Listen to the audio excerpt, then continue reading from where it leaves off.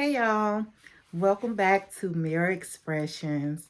We're going to be recapping American Horror Stories Season 2, Episode 2. Please remember to like, share, comment,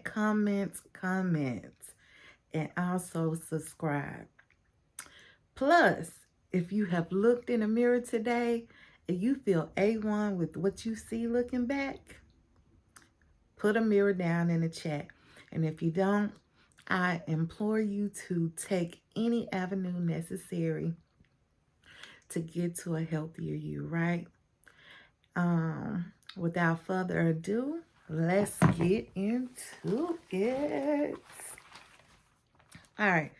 So the episode opens up with Jasmine and her husband Bryce, right? Well, let me back up. So we see Jasmine first, and she's at the store and she's watching a commercial about a camera system for the door, similar like to the Ring or whatever like that. And it's called the Aura system. And so the sales associate kind of put the fear of God into her, saying, how she needs it, especially how crazy things are.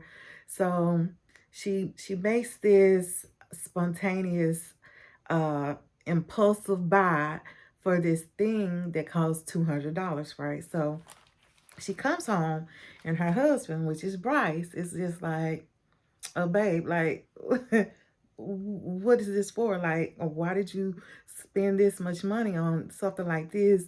It wasn't anything we discussed.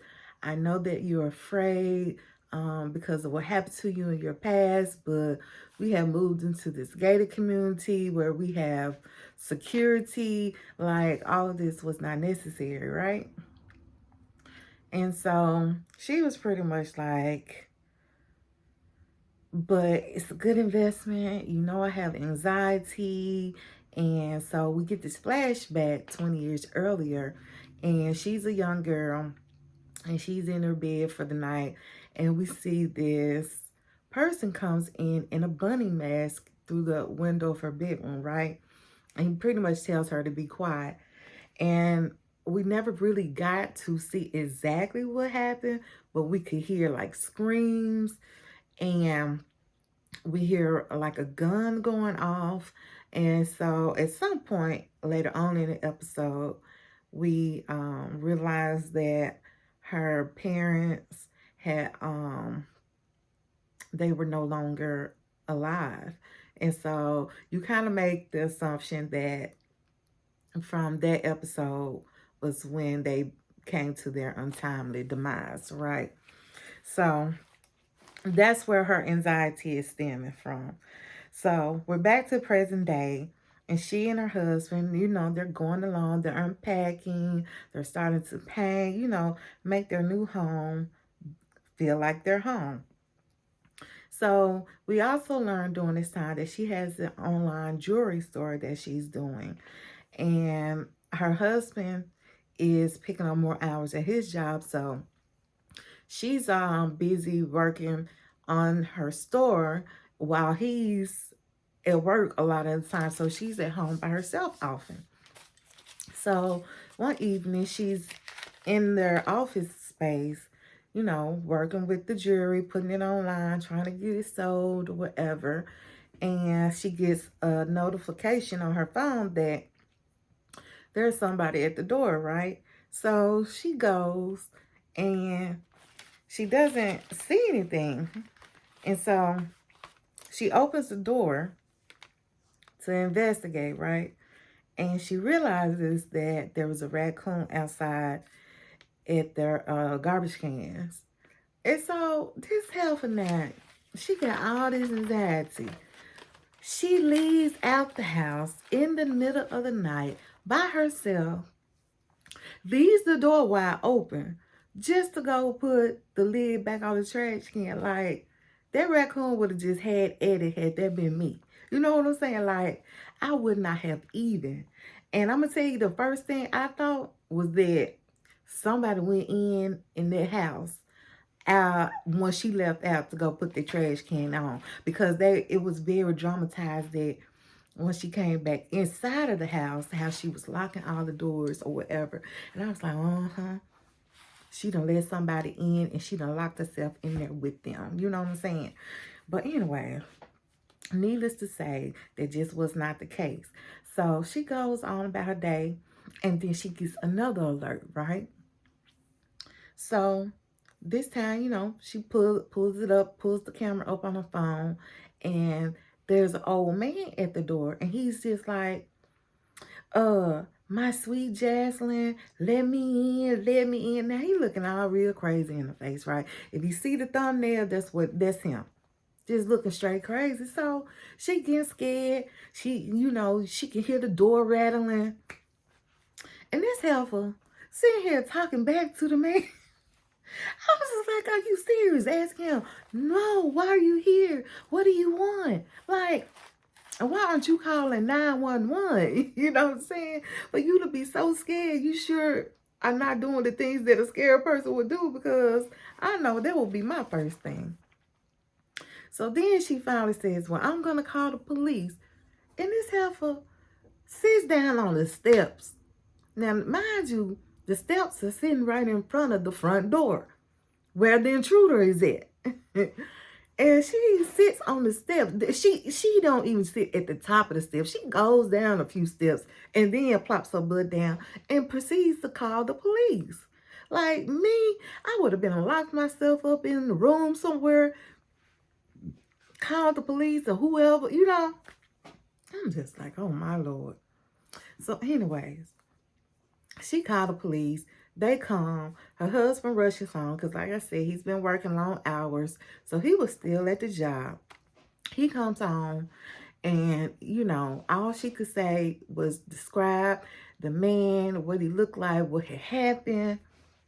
And the police are looking around and they're like, they don't really see any kind of evidence of anybody being there or trying to come in. And so they got this nosy neighbor, right, that decides he's going to come over. So he comes over, and I'm saying he knows because, like, why you up that time of night? And then I know you see the police, like, you don't know what's going on. You just going to walk your little happy butt over there. So he does. And he really did try to be helpful though, but at the same time he was slick being nosy. So he's just like, I have a camera that faces you all's house, and I may have captured who it was at your door. So Jaslyn and Bryce and two of the police officers, they go across the street to the guy's house so he could pull up his camera, right? So they're watching a playback. And you can see her chasing away the raccoon, and how she goes out and put the garbage can up, garbage can top back on the trash can, right? And then immediately after that, once she goes back in the house, all you see are like police cars coming up. Like, you don't see anyone at the door or anything like that. So the police officers are like being really dismissive with her, basically, trying to make her out like she crazy and that she was just dreaming. And the husband, he's pretty much on board too, like as far as being dismissive with her and not believing in her, right? So then a couple of days later, the two of them, Jaslyn and Bryce, are chilling out for the evening. They're on the couch watching TV, and the alarm goes off again on the phone. Well, it's the old man. He's back at the door. And he's like, my sweet Jaslyn, let me in, let me in. I just want to talk to you. And, and so, of course, Bryce is there this time. So she immediately picks up the phone and she's just like, look, And so Bryce sees the guy and he's just like, okay, I'm finna go get him. So he picks up a poker from the fireplace and finna go after the guy. So Jaslyn stops him. Like, and so she's like, this doesn't make sense. Like, something's going on. So Bryce picks up the phone and calls the nosy neighbor. And he's just like, hey, the guy's back at our door. can you pull up your camera and tell me what you see? So the guy's like, yeah. So he pulls up the camera, and sure enough, you know, he doesn't see anything. There's nothing there, right?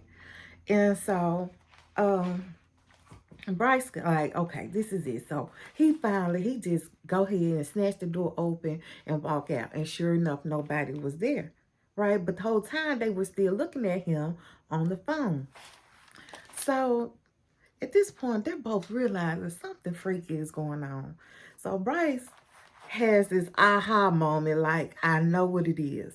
I figured it out. It's one of these pranks. You know, people get these door cameras, and they prank. And he tells the girl to Google it. And then he dismisses her again and goes on to bed, I think. So the next day come around, and sure enough, Jaslyn, she's sitting up there Googling pranks. So she tells Bryce that what she's found out is that there are videos of people doing this, but they're saying it's not pranks, right? So he's just basically like, it ain't that, it's not what you're thinking it is. Like, it is a prank. That's exactly what it is. And so then Jaslyn's like, no. And I also had this remembrance of a janitor at the school I used to go to, and she tells the story about how she, you know, was joking with her friends, and basically it was kind of like a dare that she would flirt with the janitor. And because he was some creepy old guy, right?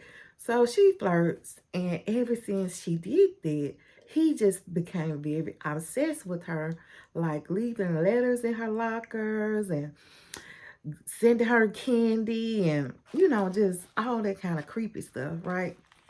And then the story goes that he just up and left the school one day, and nobody knew why. But the rumor was that he had been committed to a mental health facility, right? And so Bryce is just like, so you really think the old man on the camera is this janitor, right? And Jason's like, well, it could be. They look alike, you know? And so the husband, you know, of course, he's not thinking anything about it. And as Jaslyn is just beginning to freak out even more, she's constantly watching the camera on her phone and seeing the guy everywhere, like even when he's not really there. So Jaslyn, oh, this child, like, for her to be so shaky and scary, she does a lot of bold things or things that I would not do. So she gets this bright idea that she wants to find out more about the janitor and what really happened to him. So she looks up his sister and goes to her house, and she's posing as if they're having this reunion at the school, and she wants to get as many staff and janitor and school former students there as possible. So she's just like, I'm just wondering if you can tell me where your brother is and how to get in touch with him. And well, if you have a recent picture, because we're also going to do like a memorial book, and I want to, you know, I'm like, this girl here, like, so the sister, she was looking sketchy too at first, because she just kept looking at her like, oh, wide-eyed. Like that. And then she would like take forever to ever speak or say something. But anyway, so we found out that her brother had actually been missing, but that even when he was in the home, that he was just never really there anyway. Like, he always was into computers. That's what she said. He was into the computers, and just like she would talk to him and he wouldn't talk back. So even though he was there, he wasn't there. And that every so often he would get up and just disappear for a while at a time anyway. Like, that had been his norm. So she didn't think too much about him not being there for a while, because Like I said, that's kind of been his MO. And so they go to his room, and you really thinking something finna happen in, because it's all down this long narrow hallway. You get to his room, it looked like it's a whole junk fest going on. Like the blinds are all tattered, just the room just nasty. And so they looking through his stuff trying to find a picture of him. And lo and behold, Jasmine finds a current picture. And it is the same man, the same old man that's been showing up at her door. So she takes the picture, she leaves, she calls her husband. She's just like, it's him, it's him. I found the picture. It's the same person, right? So she's at home, by herself again. And what happens? The app rings. She gets the alert that somebody's at the door, and it's the old man. And again, oh, this is another thing I forgot to say. The janitor, another reason why she kind of put two and two together, because she said the janitor, when he would leave her notes and stuff, would call her his sweet Jasmine. And mind you, this is the same thing that the person had been saying when he was showing up at the door. But okay, so now we're to the point where she actually knows it's him. So she gets this alert on her phone that somebody's at the door, and it's the old guy, right? And so he's shaking the door. My sweet Jasmine, let me in. I just want to talk. I just want to talk. Oh, she is so exhausting. To have all this anxiety, she be doing the most. So she decides to open the door and let the guy in, right? She opens the door and nobody's there.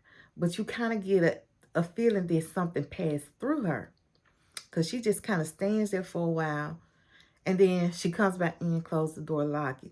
Soon as she turn around, though, there he is in the house with her. And so it gets all creepy, like the music, and it zooms in on him, and he's like, he lied, he didn't want to just come in and talk. That so you can see her starting to freak out, and she's like, well, what did you want? What did you want? What did you lie about? And so he basically gets to the point that he just wanted to say he's sorry, basically, for stalking her and being obsessed with her when she was back in high school. And so she's just like, you know what? I want to apologize to you too, for, basically joking and teasing him emotionally by having him think that she was interested in him, right? And so they forgive each other. And when that happened, he kind of starts bleeding from his eyes, turns to dust or ashes. I don't know. I think it's ashes, more ashes, and then just disappears into thin air, right? And later on the news, we see Jasmine watching it, and they're talking about how they had just found the body of the old guy that had been missing for 2 months. He was like in some kind of river or lake or something, and basically it appeared that he had taken his own life. So he was already gone when he showed up to Jasmine's house. And, I think maybe that's what was tying him over, was he needed to gain that forgiveness from Jasmine before he could move on to wherever he was going next in his life phase, right? So, anyway, another phone alert comes through, right? And at this time, Bryce has made it home. Now, mind you, Jasmine does not tell Bryce that she knows, or that she actually interacted with the old guy. And she doesn't even tell him that the old guy's body had been found, or none of that, right? So they get another alert on the phone, and this time it's a young lady standing at the door, right? And the young lady is crying and saying she needs help. And so Bryce gets ticked the F off. Do you hear me? He comes running down the steps. He snatches that Aura camera off the front door, and he throws it in the trash, talking about something. This is going too far. You know, this is not what we need, and all that. And excuse me, and Jocelyn is just like, no, she's here for you, and you need to tell me why. And he's basically like, what are you talking about? And so Jocelyn tells him that she hadn't been honest, that she had been putting two and two together, and that she had actually had interaction with the old guy, and that he was there to see her, and that they had made amends, and he was gone. And she was like, but this lady here, she's here to see you. And so he's just like, whatever, man, you know. So she's trying to tell him that, you know, she'd also been looking at some other videos about the Aura camera. And basically this guy was saying it's a portal to the spirit world. And Bryce wasn't trying to hear that, right? So he's in denial about everything that Jocelyn is telling him. So Jazz again decides to do her own research. So she goes to the park where the young lady said she needed help at. So when she arrives at the park, she sees this park bench. And I guess she got like this feeling just came over her because she decided to sit down. And you know how you'll see like some benches, it'll have like a memorial plaque on it or in honor of. So it had a memorial plaque and it had the lady's name on it, right?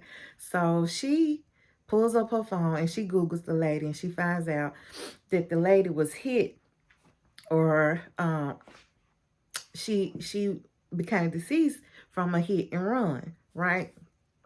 So she comes back to the house and she basically tells Bryce, look, the lady's name is such and such. So now she knows the lady's name because it was on the plaque on the bench. And he still denied that he knows who this person is. And she was like, no, she's here for you. You're not being honest. You need to let me know. Old man was here for me. We worked it out. And so there's some kind of connection with this lady and you. And she was like, you weren't the one that ran over her. So what is it? Tell me. And so he kept denying it for a while. And so things kind of got heated. And then he finally said, well, that was my ex-fiance. And I didn't know how to tell you, pretty much. And so Jocelyn was like, okay. And ding dong. Here she come again. So she's at the door. And Jocelyn's like, I'm going to let her in. And Bryce is like, no. And so Jazz said, go ahead, open the door, right? And of course, she opens the door. Nobody's there. But again, you kind of can see something passing through her. And so she closes the door and turn around. And so Bryce is all balled up on the floor like he having some kind of traumatic experience about having to tell Jazz that he had a previous fiance, right? And so he was just like, ain't nobody, and there's nobody at the door. And Jazz was like, right, because she's right there. So he looks up and the young lady is there, right, standing on the other side of him. So he kind of looks like, well, goddamn, like, how did that happen? But anyway, so the young lady is there, and this time she has a baby in her arms. And she's just like, why don't you tell Jaslyn all of it? You know, pretty much. And so he goes on to tell the story of about how they had got into it the night of the car accident. And he also had found out she was pregnant at that time. And he didn't want no baby. And so they were outside fighting, arguing, and it was raining, and he pushed her. And it just so happened when he pushed her out into the road, and at that same time, a truck was coming through. So the truck hit the girl, right? The truck hit the girl, stopped for a moment, and then kept going. But the girl was still living. So Bryce goes over to her. Now he's standing up, right? Because the girl laid out on the ground in the middle of the street, of course. So he's looking over her body as she's talking about help, help, help. Don't you know this low down dirty dog, instead of helping her, you know what he did? He took that foot of his, stood on that woman's neck until it broke. Until it just snapped. I said, that old helper. All right. So, yeah, he basically was like, yeah, I did it, and now it's your turn. So he picks up a poker from the fireplace again. He loves to do that. Like he really finna do something with that. And I ain't gonna bust a grape. I was like, oh, child. But anyway, so he pick up a poker, and he holding it up, ready to come at Jazz with it. And as soon as he does, you know, he's frozen. And he just starts, you know, twisting. And it's like pretty much, it's not really sad, but this is what it reminded me of. It seemed like the same way that the young lady was when she got hit is what was happening to him. Because even like when he stepped on her neck, it seemed like as if something was going on with his neck area too, right? And then of course he got the blood from his eyes or whatever. And then he turned to ash and disappeared. And so it surmises that these spirits are coming back for different reasons, like whether to gain forgiveness, or in the young lady's case, for revenge, right? So a couple of months have passed, and we see Jackson in her new spot. Because, of course, you know, he's gone. She didn't want to stay in the house, so she done moved into an apartment building. And so she's sitting there, and the landlord is just like, you know, inviting her to the apartment. And then he tells her about her aura that has been installed on the front, on her door. And she's just like, I didn't authorize that. I don't want that. And he's just like, it automatically comes with the apartment because it keeps the insurance rates low, right? And so she gets this look on her face like, I already know what's gonna be up. And sure enough, she gets this alert on her phone, and guess who is standing at that door? Yelling, talking about some let me in. That old dirt ass Bryce. And that was the end, y'all. This one's okay. Out of the first 2 weeks in episode 1, episode 1 would have to be my favorite right now. Like, I will definitely say there were like some suspenseful moments with episode 2, and some moments where it has you leading or believing that one thing was gonna happen and a different one did. So I mean, it was still good all in all. And so yeah, I'm looking forward to episode 3.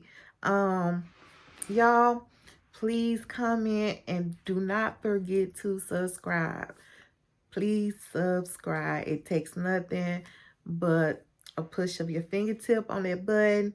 And, you know, hey, you help me out. And then you get to be notified also of whenever I upload a new video. But as always, I pray for you. You pray for me. And what? Bye, y'all.